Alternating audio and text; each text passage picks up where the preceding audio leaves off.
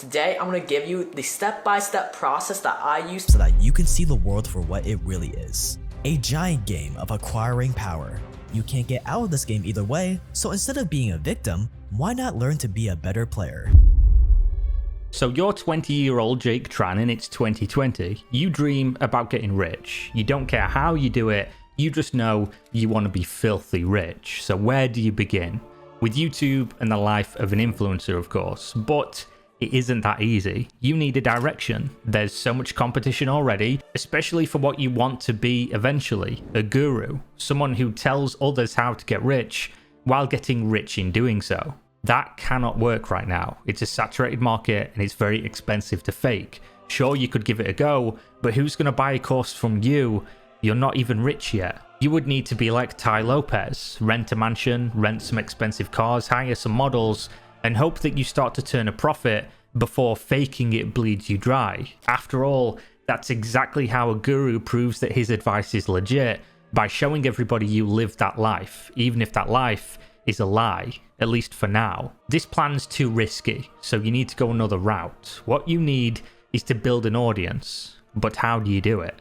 Jake Tran was one of the fastest growing YouTubers from November of 2021 to mid 2022, growing from a couple 100,000 subscribers to over 1.5 million in less than a year. His videos are what he describes as video documentaries on money, power, and crime, but with a twist. Where most video essays are presented as a story, Jake Tran's content is presented as a lesson. He's teaching you about money, power, and crime, teaching you how the wealthy, the corrupt, the immoral make their way in life. His thumbnail and title style are consistent with this. Everyone he talks about is evil, the most evil man, the most evil company, which is why nobody should be shocked when Jake started to exhibit the behavior that you so often heard about in his videos. Many content creators on YouTube jumped at the chance to cover when this happened. Good creator who makes enjoyable videos becomes evil creator is a very interesting topic. I mean, here we are right now. Many of those videos claim that Jake's audience is on the run, that he is losing popularity,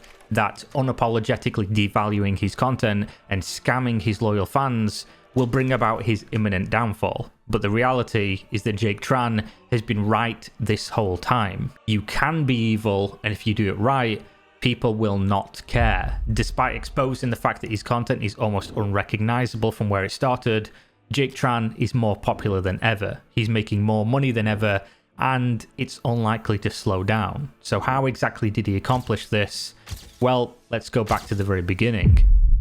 From his late teens, Jake was obsessed with making it. By it, I mean being rich and hopefully famous. He's also what he describes as a great student, meaning he has a thirst for knowledge and a capacity for learning very quickly. The origins of his YouTube journey as a creator are with a Taekwondo channel at the age of 17.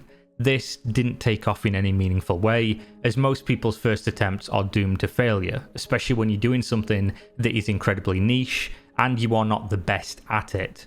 The result was Jake heading to college to study computer science instead. Being an intelligent individual with clear drive and ambition, he quickly landed a $40 per hour web development job. He was in his early 20s and earning close to 80 grand a year, a literal dream for the majority of people. He had achieved a financial stability that most never will, all at the age of 21. But being Jake Tran, this was not enough. Nothing ever would be. Work was boring, especially this work, and he immediately started to seek out ways to escape that wage grind. Sure, he could work his way up, maybe start his own business, employ people, maybe create some apps or websites that generate revenue long term, but he'd given the latter a try, and the failure exposed the reality. This was not for him. The way out from this dilemma came from a book titled The Millionaire Fastlane by MJ DeMarco.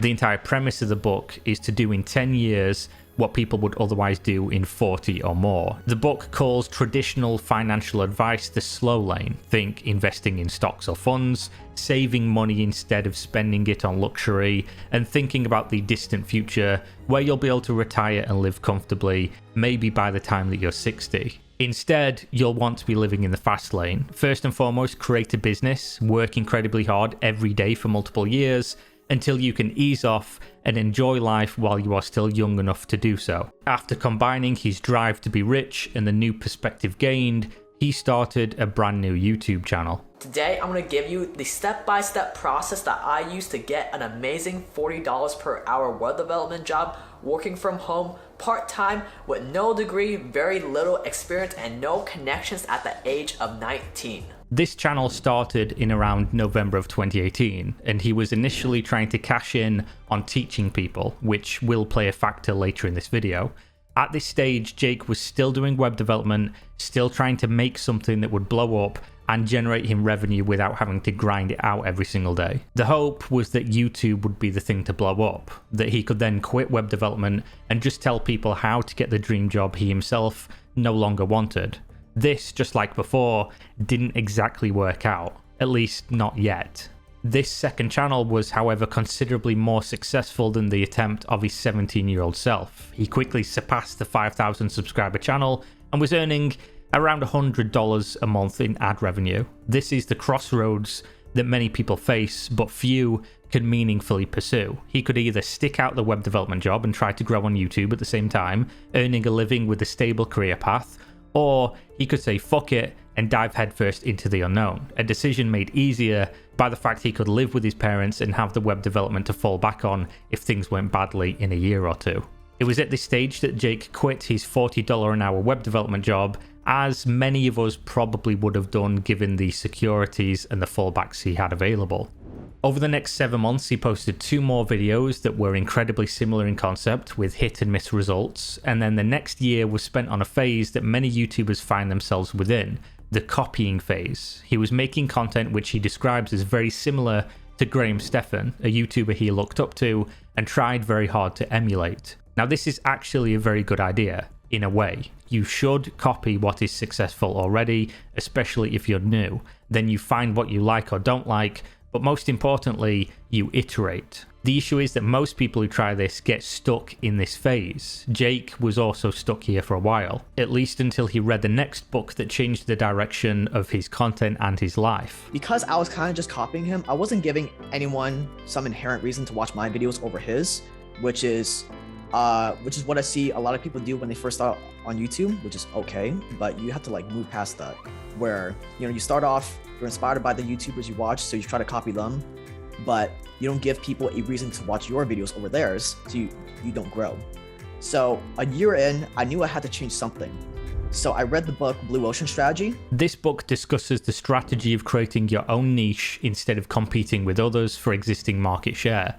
The idea of a blue clear ocean versus a red ocean, which is cutthroat due to competition, which turns the water blood red. This is when Jake went from making videos telling people how to make money, a saturated niche that he didn't fit well into due to his lack of substantial wealth, to teaching people how the wealthy are evil. After many years of trying, this was the formula that would see Jake Tran rise from a small copycat channel barking at the heels of his idols to the leader of his own niche. His formula was gold, and he was seeing substantial growth, more than he could ever have dreamed of in any previous attempts. The next year was Jake honing his craft. Even if you have a winning idea, you still need to refine it. He was making more and more videos, improving upon each one, and putting out an impressive body of work with sometimes 4 weekly videos.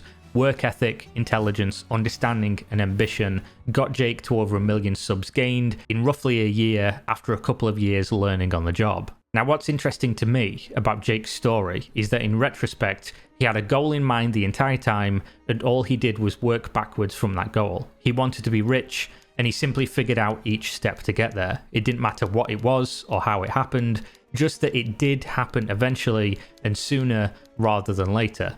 Which is why I'm not at all surprised that when he did find success, he simply leveraged that success into more money instead of more growth. But he didn't condemn the latter. If we look at this from the fast lane versus slow lane, which of course changed Jake's life, he could continue to grow his channel in the way that made him popular in the first place, but that sounds like the slow lane.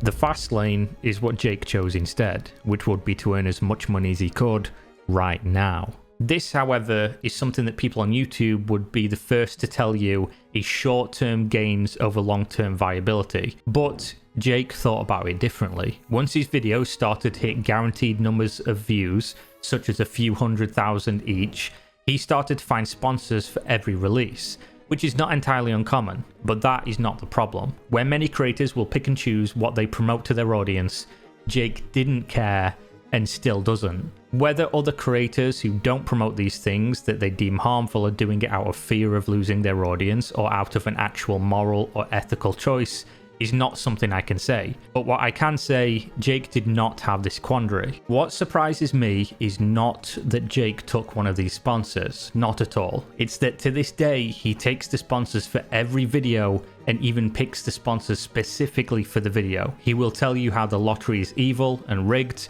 while also telling you to click the link in the video description to go and join the lottery, accepting tens of thousands of dollars to do so. Lotteries are predatory. They play on our psychology to suck us dry of our hard-earned money. Play the no-lose lottery by pausing the video and clicking the link below.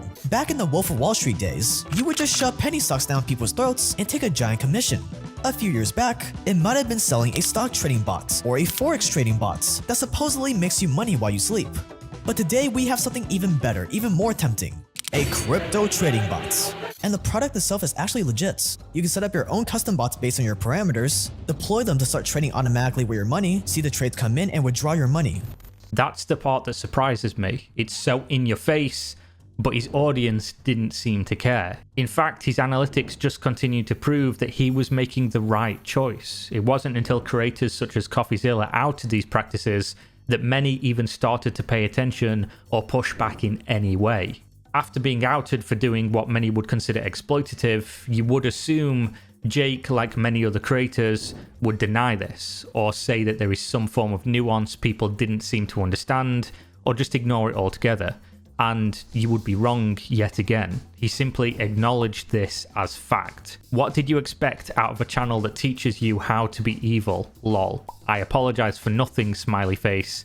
Stay dangerous. And he's not wrong. Why would you expect someone who only cares about becoming as wealthy as possible wouldn't take big paydays for sponsors that others deem to be inappropriate? It is literally part of his content. He's teaching you how the elite get rich by exploiting people. Why would he not teach you that same lesson by exploiting you? If anything, that's probably a better lesson by giving you a real-world experience of the practice in action. And why would he stop? What would that even look like? His audience would have to stop watching his videos completely and have them die in the YouTube algorithm. But anyone who's followed YouTuber's downfall with any keen interest knows that is not what happens.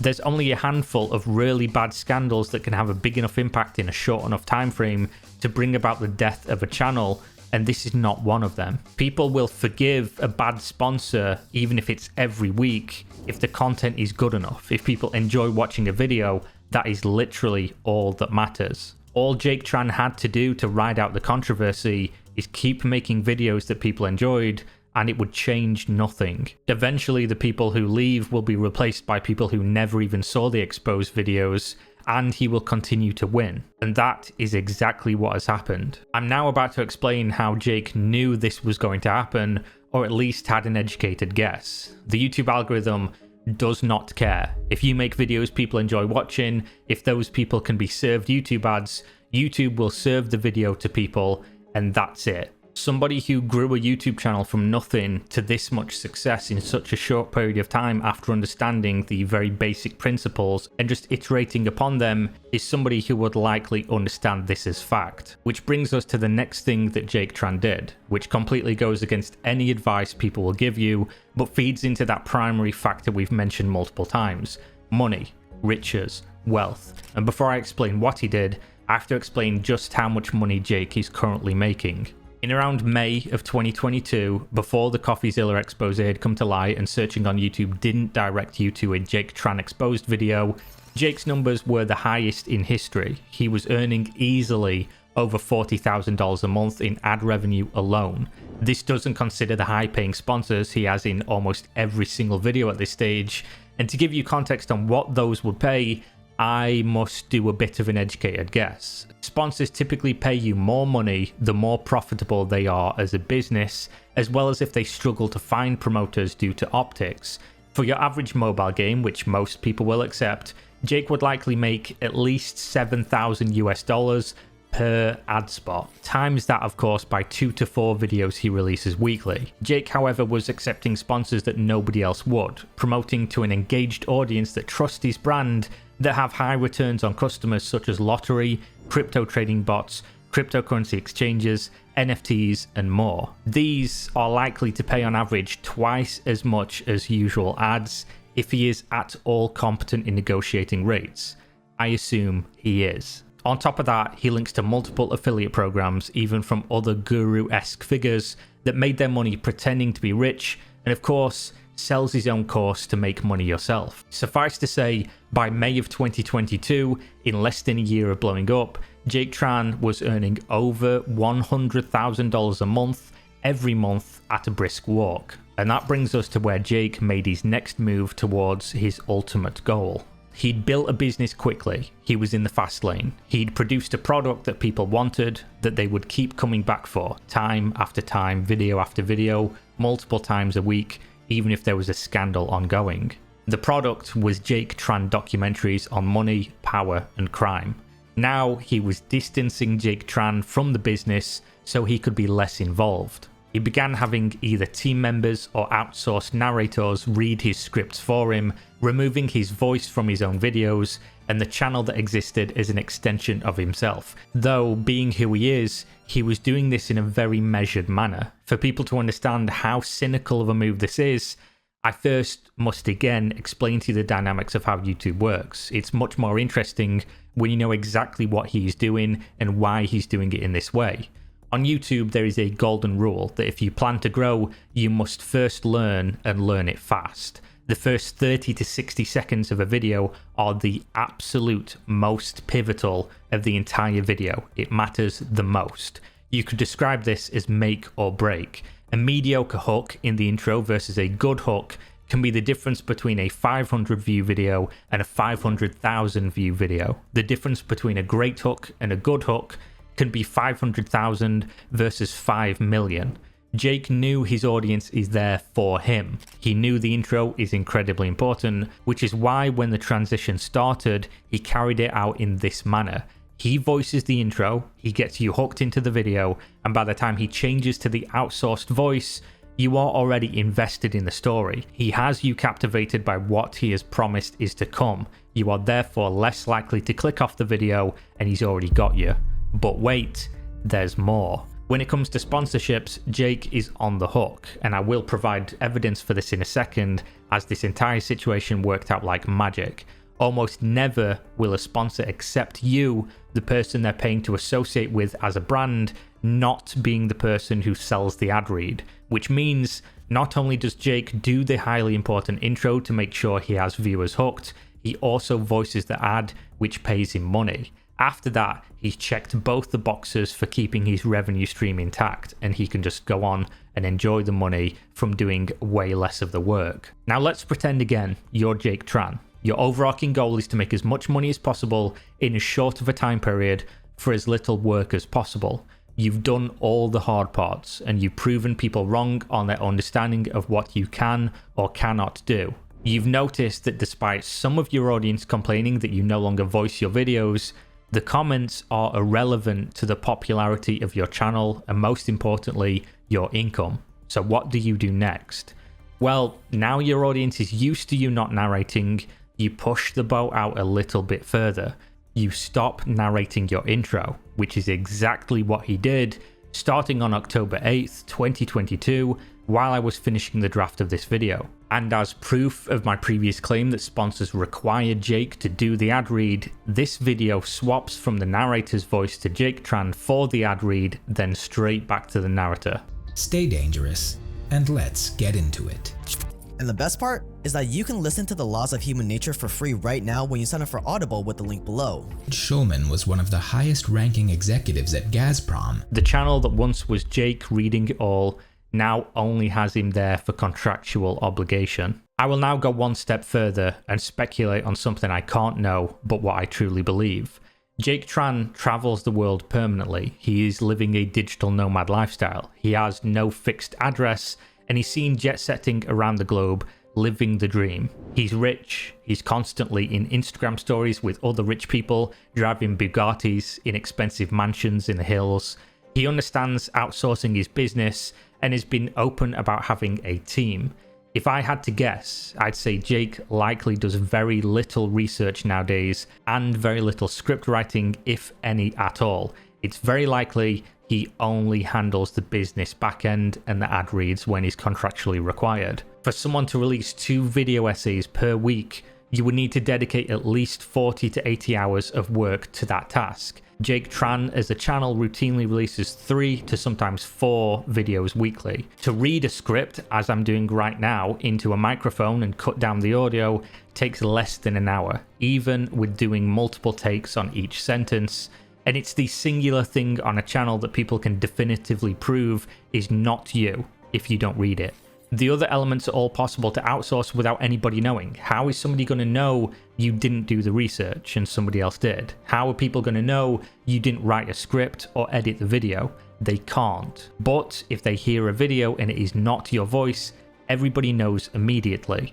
If Jake is unwilling to do even 1 hour of work per video to voice them, to maintain an illusion he's running the channel as he previously did, that he is present for anything other than to collect checks, what logical sense does it make that he's willing to sit and slog through dozens of hours of wikis, case files, and rewrites of scripts? To me, it makes no sense at all. I believe Jake Tran, being the intelligent, business-savvy, and ambitious person that he is, likely has employed script writers for most of his ascendancy throughout YouTube, essentially pouring every penny he had back into the videos, back into the business, and banking on the growth of views, revenue, and fame, outpacing massively what he has to pay, which is likely flat rates per script or salaries for a number of completed projects, which is smart. You can dislike that somebody would turn their channel, which is based on them and their name, into a content mill, but what you cannot do is argue with the results.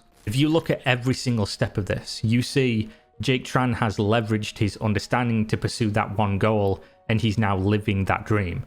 He set out to be rich. He now is, probably vastly more so than he ever thought he would be. He hardly has to work, and if people keep viewing the videos despite the fact he's not even in them anymore, he never will at all. He simply leverages a very successful channel and has other people script, edit, and narrate the videos for him, while he just collects the lion's share of the money. Most importantly to this, nobody cares. Content is and always will be king. Unless your channel is about you, where your personality is a core foundation of the channel, like a PewDiePie for example, you are replaceable. People want to be entertained, and if the content is a story about money, power, and crime, Jake Tran is not required to tell it. To give you one final example that Jake Tran will survive the controversy, I present YouTube Shorts. Anyone who studies the game is seeing the trend of shorts. YouTube wants to compete with TikTok, and to do so, they're pushing short form content. Jake has been abusing the short algorithm to gain growth. While some users unsubscribed after figuring out what he was doing in terms of the sponsors and his absence of work in the channel, Jake has been replacing every one of those subscribers, usually twofold, with somebody new, luring them in with trailers for his upcoming videos. He's doing this to reach a new audience that does not care, to supplement the people who will stick around for the stories he creates, and not for the voice reading them. Many of these people, of course, don't understand that Jake likely has little to no input on any of this creative process. Jake Tran's channel is no longer Jake Tran. He's the face, but he's absent. And that, my friends, is how you become the most evil YouTuber and get away with it. Or at least it would be if this video was written by Jake Tran's team. Since it isn't, this is how Jake Tran broke all the rules any YouTuber would tell you not to break if you wanted to grow. He kept his foot on the gas throughout controversy, achieved a level of wealth that you and I can only dream of, and will now do almost no work while reaping all the rewards. So, you're Jake Tran in 2022, and you did it. You didn't care how you did it, but you got rich.